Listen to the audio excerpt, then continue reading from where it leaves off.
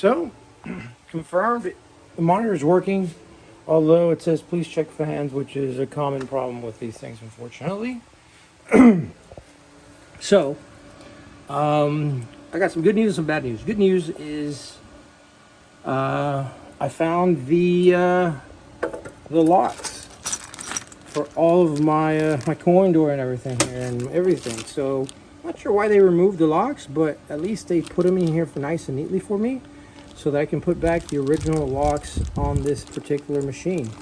So I'm happy with that, very happy with that. But they ruined the sound app input like they did on the other Vewlix cabinet that I had recently. So I've got to do a repair on this one as well for that particular issue as well. So unfortunate, but I already know how to fix it. It's just going to take me some time to source the part, and then I'll move on with having that fixed and restored. But just sucks that fortunately that they damaged that pin connector. If I hook it in there, it causes a lot of ground issues, because there's probably some pins that are bent and not supposed to be in the right place. And I think that happened because I noticed that when this was in there, they probably tried to yank it out at an angle and they just popped it out. So unfortunate, but regardless, this will come apart and it'll be good to go. This one's also in good shape. They had it running for shmups. Just to show you, because they had it running on a different system other than like for Street Fighter 4, they had whatever shmups they were running was using a JVS Tydos communicator, and you can see here that that is running off that cable that I told you about on the other one, which is hiding down here. There it is. There's a connector for the JVS, and these are the other connectors here, and they're all labeled pretty easily, like C, and then what letters is P4. So this will tell you P4, and this will tell you that it's probably C. Yep. So everything's labeled properly, so it makes it easy for you to wire this up. Like I said, I'm going to leave all this in here. I'm not going to use it. I'm not sure what this is for. Some kind of Taito. Oh, card PCB. So it's a card reader of some sort, but this doesn't have it. So who knows? Do I really care about it? Not really. I don't really care for this either. It was there. Not really caring for this either, because I'm going to convert this all to a nicer setup. So let's go ahead and this one will have to come completely apart, because I'm not going to use it as a shmup. I am going to use it as a particular cabinet for fighting games. So let's go ahead and take this entire thing apart. Alright, so I've gone over this one. It's a little dirty from the inside, but honestly it's just in really great shape considering how long it's been around. This is working, lighting up. Now this is the fast IO board, and one of these powers the that particular. Now I know for this one, this is if you have the JVS IO or whatever here, because I had the other AMI cabinet over there, and that was running one of these that connected to the board. But because this is a fast IO board, it doesn't use that. It uses different connectors for that. It's all there and good and working, but I'm not going to use any of that, honestly. Fast IO board is for the Taito X system, and I don't need any of that. So, and it also has the Nessica here, the Nessica card reader right there, the RFID card reader, which is powered by USB, and here is to light it up or whatever. So that just hooks up in there. But it is a 720p monitor, unfortunately, so I did not look out on these as I did on the Blanc. The Blanc is a 1080p monitor. So what I'm going to do is I'm going to remove these monitors, and I'm probably going to sell them to recoup some of the funds, because I know there's people that do want the original monitors. Like, I don't care. I'm not the purist. I'd rather get a much newer monitor that has better colors. This one is a bit, I mean, it's good, but it can be a lot better. And this one's actually in good shape. The other AMI monitor that I had working a while back, I could not adjust the brightness on, and this one seems to be working fine. So let's see if I can adjust the brightness here. You see, oh, backlight there. Oh, it's already maxed out, but you can adjust it. So backlight set to 10. So that's as bright as it gets, and it's in good shape. It's bright enough, honestly, but if anybody wants to run a original Title X system, this is a good monitor for that. So gonna gut that out. The only unfortunate thing, like I said, is I am missing this right here, so I'm gonna have to figure something out with that. But I mean, I've got a really solid bones here, solid foundation to work on, so this will be interesting. All right, guys, figured I covered how a vertical setup on a Vewlix works. It's very easy and straightforward. So normally, if you have it on horizontal, the speakers are going to be screwed here on the sides. If you switch over to vertical, Vewlix already has holes there with inserts to screw up there on top, so you just screw it in there and it'll sit in there. Now you can see that it sticks out. You can see here it's sticking out, and that's okay because that will cover that. So it's not a big deal, honestly. The side part here molding will cover that. You won't see it. The only thing that you will have to do if you want to remove the monitor is you have to remove the top housing that goes up here. It's just 3 screws on the back. You remove those 3 screws, this pops out, and that will give you the ability to remove the monitor. Because if you go on horizontal, like you see over there, you don't need to do that to remove the monitor. The monitor just sideways between there, pulls right out. And then I'll also say, this looks very similar to the Vewlix, you know, but it does come with a tweeter built in. I forgot the name of this type of tweeter, but it's pretty much a tweeter. And it comes with the full range woofer in the bottom. But what Vewlix does is they actually did a better job designing the bottom box for the woofer. It's a lot bigger. You can see there, I remember in one of my previous videos, I said about doing the same thing on a Vewlix, making the box bigger. And so here's, they actually made it deeper to the back so it can produce better sound, which is a really good thing that Vewlix does with theirs. I'm still going to do the upgrade though. I'm going to upgrade this speaker to what I do all my upgrades on, the Data Audio PC8 8 ohms. Is just, these are okay, but these are, I would say, they're more of like computer speakers, and they do a decent job. But if you want better quality, just go ahead and swap them out. Like I said, this is 10 bucks, 15 bucks. If you buy in bulk, they're even cheaper. Better to go with that. Now I'll go ahead and clean this up, and I'm going to revert this from being vertical back to horizontal. And at the same time, I'm going to do the speaker upgrades, going to do a monitor upgrade. This monitor will not be going in the Vewlix. I'm actually going to put this monitor in the Lindbergh. So you'll see that in a separate video, but figured I'd cover that as well. Alright guys, I've been working on both of these. Got monitors off. I still am trying to source out a good monitor. I've already spliced in the Data Audio speakers on both. Now I will say that the originals are shielded 4 ohm speakers. I don't know the wattage because I can't find the part number, but the interesting thing about it is that this is an off-center speaker. You can see that it's a little bit off-centered towards that side.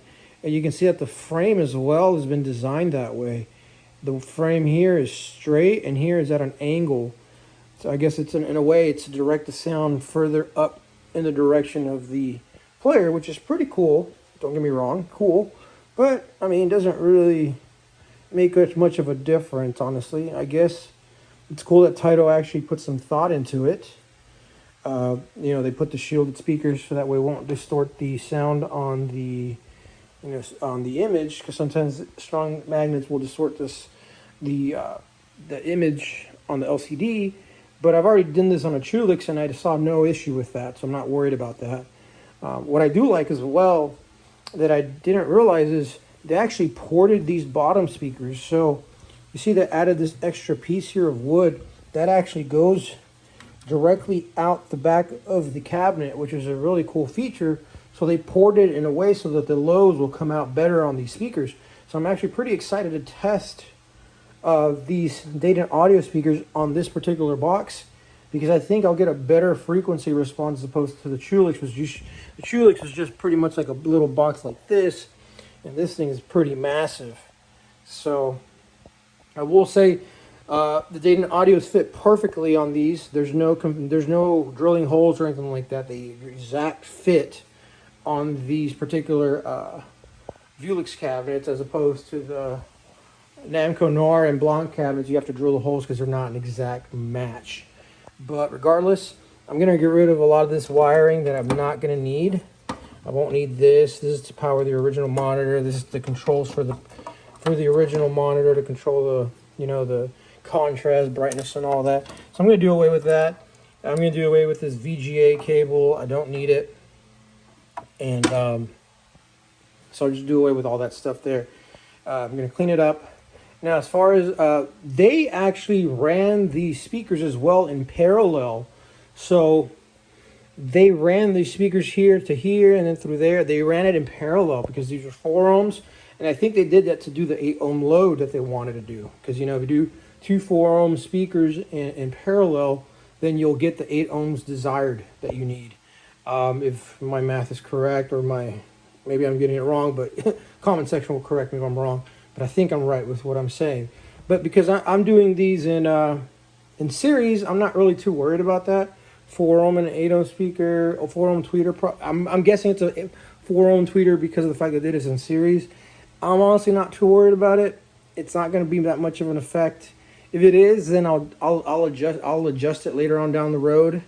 But I figured I'd talk about the differences that I found with the Vewlix cabinets, because I didn't do the audio on the other blue cabinets, which I've sold one and I traded the other one for a Net City. So I did really well with those. So these are, I'm actually going to probably keep these because these are really nice and I like the finishes on them. So I'm going to keep these Capcoms for now. Maybe I'll sell them down the road, but at least I'm doing full upgrades now on all of these cabinets. I'm not going to mess the sound on the Limburgs because of the fact that the Limburgs actually sound really good. They got two woofers and a tweeter, and they sound really, really good. Probably the only update I would recommend for these would probably be an amp.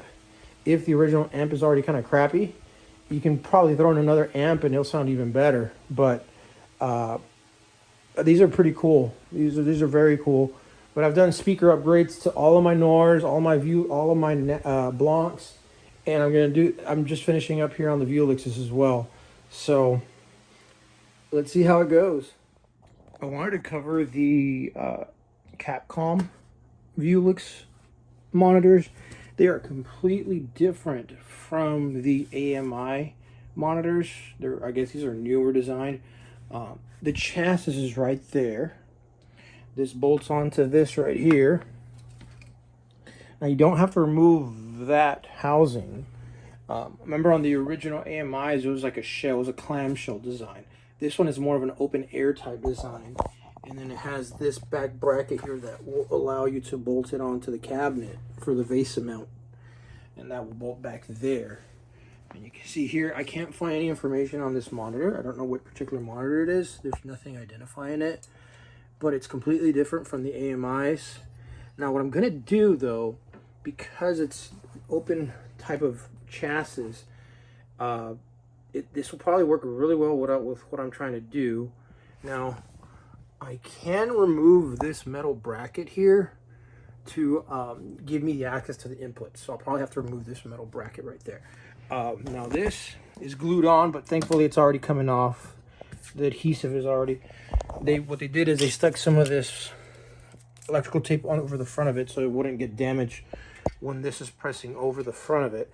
So what I'm going to do is I'm going to reattach those metal brackets around this metal chassis, and then it's a weird clamshell design because I can't adjust it because those things bolt on there, and so I have to figure out how to stick in my LG monitor and center it at the same time as I'm doing all of this. So this is going to be really interesting to do. It won't be perfect, but I'm going to figure out a way to make it perfect.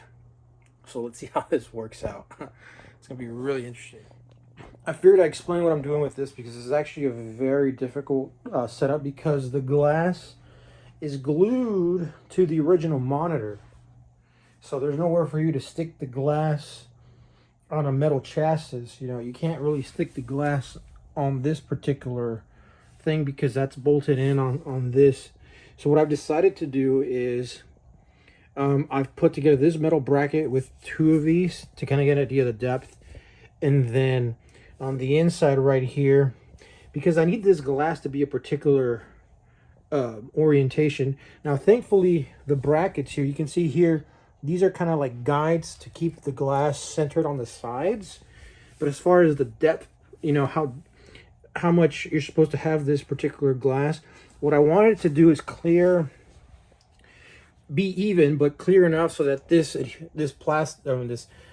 electrical tape isn't seen when I put the other piece there. So what I ended up doing is I ended up using some magnetic tape and stacking it here on the insides to kind of put the desired distance that I want on the glass here. That way when I put this other metal piece, it won't get in the way. Now I also brought some of this because there was tons of this stuff used with the original monitor chassis to stick things together before they bolted it down, which you can see here. They use tons of this stuff. So what I'm going to do is I'm going to use the same. Here's a bunch of, I threw away a bunch of it. So what I'm going to have to do then is I have to do this in a weird way where now that I've got this in its best position, then I'll drop the monitor. Now this is the top piece of the monitor. I'm going to drop the top piece of the monitor and then I'll stick it down for now with this. But then I'll find ways to mount, either to sandwich it in place with this or mount it a different way. Because I mean, there's holes here that I could technically use that I think I can use to bolt down the VESA mounts on the monitor. So we'll figure it out as we go. It won't be perfect 100% until I've figured out my method, but figured I kind of covered my madness for now. So I ended up having to remove the back of the LG monitor, that 1440p monitor that I use in a lot of my other builds, because of the fact that that circle part of the LG monitor will interrupt with this. And plus, it's a slimmer design, and it will just work out much better in the end. I ended up putting these little small spacers. I ended up putting the slightly shorter ones in this, like about half of this, down there, and that gave me the perfect spacing for this as far as horizontal and vertical. As far as horizontal is concerned, all I did was raise it up and then turn it on and adjust it, you know, just slide it until I got it where it was centered. And then once I got it centered, then I carefully put it back down and then tacked on some tape to hold it in place so it won't move from that position anymore, right? So that worked out perfect, actually. So that's really, really good. But the other thing I ended up doing was there are these screw holes here that give you the option to put screws there to push down the monitor, make sure the monitor doesn't want to come back up, because there's a big space right here you can see. So there, I ended up putting on each corner there whatever screws I had available from my toolkit. That's what I used. And so just tighten them down. And so this is not going to move up or down at all. It's going to hold it in place. And then just to make sure, I ended up putting the foil on all around the corners here on the sides, just to make sure there's no gaps that can be seen from the outside. The top, I think, is fine. The bottom should be fine too. Maybe there's a little bit of a gap, but you're not going to notice it when you're playing because you're facing down. Also, I'll say this. You have to make sure you center this glass properly, because this actually will help you center your glass as well. These metal brackets, they actually go pretty deep down. And so I ran into the issue where they were touching up on the glass. So I had to kind of readjust the glass a little bit further down to make sure it was centered, and it worked out perfectly now. So now we're good there. So it's been a little bit of trial and error figuring this out. But honestly, now it looks like it's legit. Like, it does not look like aftermarket on here. It looks like pretty much legit as far as the monitor is concerned. But yeah, these Vewlix F monitors are much more different. There's a lot more adjustments that are involved with it. But now that I've done here, this is the big metal bracket that will attach itself to the monitor here. So let me go ahead and drop it. All right, I've gone ahead and dropped it in. It actually fits very snugly in there because there's bolts here on either side, so we kind of have to fit square. Regardless, that's how it's going to look in the end, which honestly, you can see there, it looks very legit. It looks very nice. The other thing I'm probably going to do is I'm going to route the button for the power for this monitor out here and kind of probably stick it on here just to make sure that I have access to it, so I can access the controls, which is very good and smart to do about now. And then, like I said, if I turn on the monitor, which I'll show you here shortly. So let me go ahead and just put the power in here. beeps telling you it's turned on. And you can see there, it is perfectly centered, like really, really, really good. Really good centered. So I'm happy with the end result of that. It looks very straight. If there's a little bit of crookedness, I'll probably tell later on, but honestly, it's probably as good as it's ever going to get. I've used spacers and all over the place to make sure it's as level and as straight as I'll get this thing. Messing with the glass and all that. I don't recommend taking it apart because of the fact that the way these are designed. So this is going to be a long-term solution for this. When they come out with newer monitors, maybe on down the road, upgrading it to 4K, maybe, but it does take a lot of work unless you go the Hadoken route, which will give you all the things that you need to set this up. But I am cheap, and I did not want to go that route. I didn't want to spend all that money, $200 or whatever it costs for that Hadoken, and I figured out a way to use the original chassis and stick in one of these very common LG gaming monitors, which are very thin and work perfectly in here. So let's go ahead and stick it back on and continue with the build. All right, guys, here's the final end product. All bolted in. Everything's been covered up. Everything's been tidied up. The connectors, I went ahead and put tape on them just to make sure that I don't pull them out because I have to take this entire thing apart. So I kind of just put tape there, reinforced it, so that way if they decide to pull on it, at least it'll get stuck there a little bit. I'm not going to say it's the best solution, but it'll work for now. And we're all set now. But it really does look like it's factory. Like it looks like, you know, if I had made some connectors here, that would have been the best thing. All right, guys, here we're all set. So it looks as factory as it's gonna get. Now I can just drop it in and have it set to go.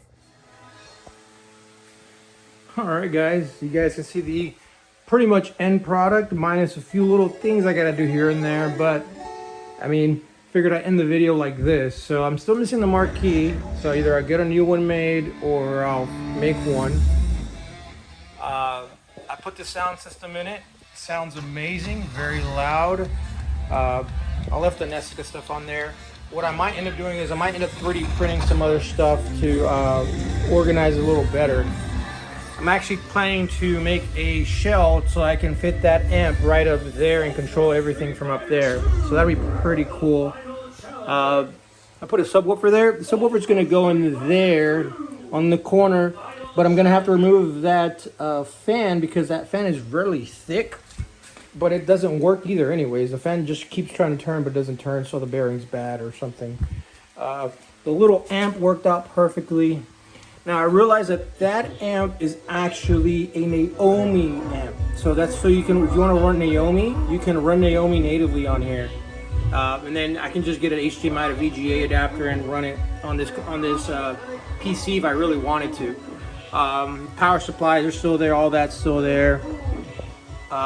Those are my brackets for if I ever want to move this thing, I can have it in an upright position. All the connectors are there. Everything's really good, nice and clean. The good thing about this one, it also came with the Versus board. So if I ever want to link these in a Taito Versus system setup, I can do that. But regardless, it really turned out really nice. So I'm really happy with it. That monitor install was such a pain, but all that extra time that I took to make it be centered worked out perfectly because it's in the exact center. Took a lot of work to make that happen, but I'm happy with that.